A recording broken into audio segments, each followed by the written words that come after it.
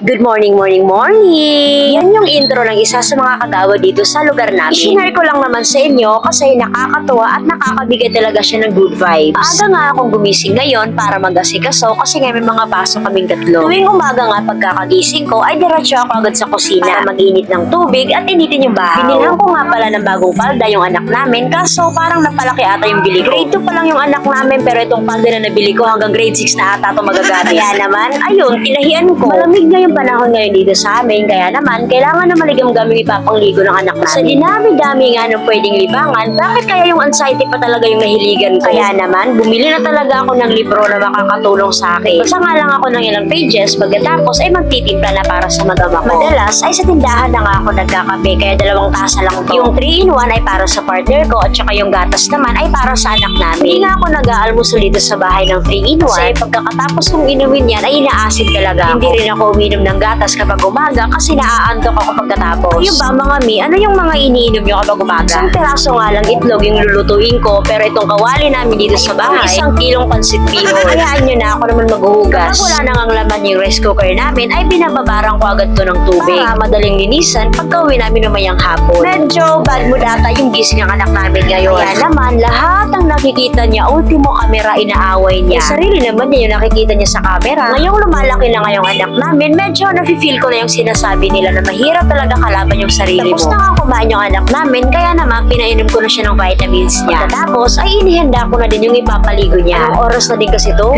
Gusto ko talaga matutong mag-makeup, pero sa tuwing nagpa-practice ako sa mukha ko, ko yung resulta pang kapatid ni Clown. Eto talaga yung routine namin araw-araw, kaya nga routine, di ba? Naiiba lang talaga yung routine namin kapag masama na talaga yung pakiramdam ko. Kaya bilib na bilib talaga ako sa mga working mom or kaya mga stay-at-home mom pa dyan. Mami, paano nyo ba ginagawa yung time management na yan? Yun lang, God bless!